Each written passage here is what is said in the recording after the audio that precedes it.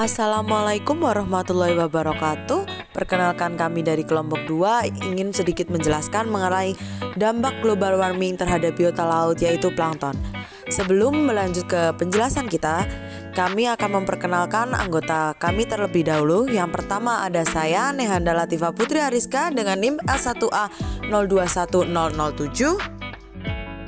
Saya Aji Sabdoguno dengan NIM L1A 021009. Saya Fauzia Yunia dengan NIM L1A 021011. Saya Dilah Rahma Saputri dengan NIM L1A 021013. Global warming atau sering disebut juga pemanasan global adalah suatu bentuk ketidakseimbangan ekosistem di bumi akibat terjadinya proses peningkatan suhu rata-rata atmosfer, lautan, dan daratan. Meningkatnya suhu rata-rata permukaan bumi yang terjadi adalah akibat meningkatnya emisi gas rumah kaca seperti karbon dioksida, metana, dinitrooksida, hidrofluorokarbon, perfluorokarbon, dan sulfur heksafluorida di atmosfer. Pemanasan global lebih berdampak besar pada ekosistem laut daripada ekosistem terestrial karena terhadap faktor suhu yang mempengaruhi stabilitas kolam air, pengayaan nutrisi, dan keanekaragaman hayati fitoplankton dan siklus reproduksi. Perubahan suhu, curah hujan, dan salinitas yang disebabkan oleh global warming secara langsung mempengaruhi metabolisme dan perkembangan jaringan hewan dan tumbuhan, terutama pada saat proses fotosintesis, respirasi, pertumbuhan, dan komposisi jaringan tumbuhan, serta meningkatnya stratifikasi vertikal kolam air dan stabilitas lapisan atas. Perubahan fisika, kimia, dan dinamis sifat-sifat lautan yang disebabkan oleh pemanasan global mempengaruhi ekosistem laut melalui proses biologis. Pada pembahasan kali ini, kelompok kita akan bahas pengaruh global warming terhadap biota laut, yaitu plankton. Tapi sebelumnya, apa sih itu plankton? Plankton merupakan sekelompok biota akuatik baik berupa tumbuhan maupun hewan yang hidup melayang maupun terapung secara pasif di permukaan perairan, dan pergerakan serta penyebarannya dipengaruhi oleh gerakan arus walaupun sangat lemah. Plankton dapat dibedakan menjadi dua golongan besar, yaitu fitoplankton atau plankton nabati dan zooplankton yaitu plankton hewani. Keragaman spesies plankton laut memiliki jasa ekosistem laut terpenting. Pada bagian plankton yang terkena sinar matahari atau fototropik, plankton bertanggung jawab sekitar 50% dari seluruh jaringan ekosistem laut.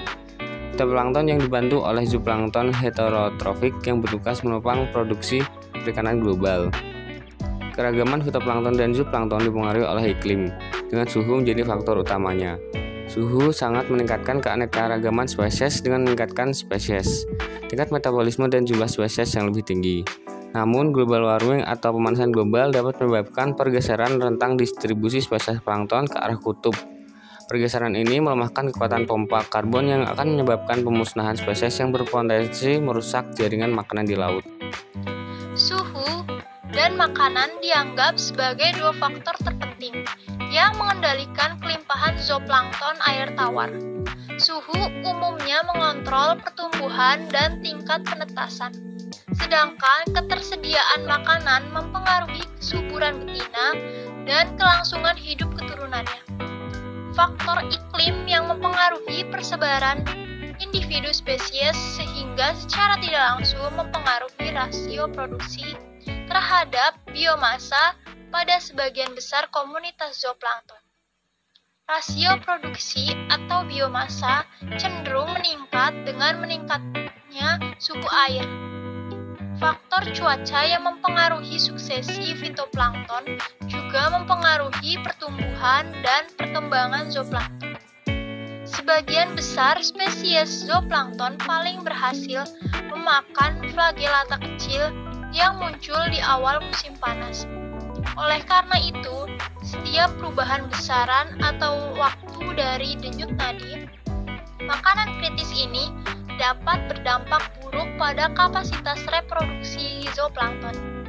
Ketika sejumlah besar mikroalga muncul di musim semi, Daphnia bertelur dalam jumlah besar yang menghasilkan kohort juvenile yang kuat di awal musim panas. Ketika jumlah flagellata yang lebih kecil hadir sepanjang musim panas, Daphnia bertelur lebih sedikit yang menghasilkan suksesi kohort yang lebih tidak teratur. Menurut penjelasan di atas, maka dapat disimpulkan bahwa global warming memberikan efek yang sangat besar terhadap persebaran plankton. Global warming sendiri juga memberikan efek yang besar terhadap wilayah laut daripada wilayah terestrial. Global warming mempengaruhi peningkatan suhu, sedangkan suhu sendiri merupakan faktor utama kelimpahan plankton. Suhu hangat meningkatkan keanekaragaman spesies dengan meningkatkan spesies, tingkat metabolisme dan jumlah spesies yang lebih tinggi. Namun, sebagian besar spesies fitoplankton dan zooplankton dapat mentolerir suhu jauh melebihi yang sekarang diperkirakan. Populasi plankton danau sangat sensitif terhadap perubahan frekuensi dan intensitas pencampuran yang disebabkan oleh angin. Dalam jangka pendek, perubahan semacam itu menyebabkan pergeseran dominasi spesies yang relatif tidak merata.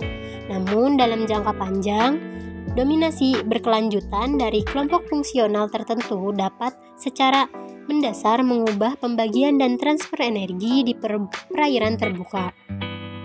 Wah, ternyata plankton sendiri memberikan efek yang sangat besar terhadap kondisi perairan. Oleh karena itu, kita sebagai manusia harus dapat menjaga alam ini, terutama di bagian perairan. Karena kita sebagai mahasiswa perairan, jangan sampai menjadi salah satu orang yang dapat menyebabkan global warming. Global warming memberikan dampak yang sangat besar bagi wilayah laut dan terestrial.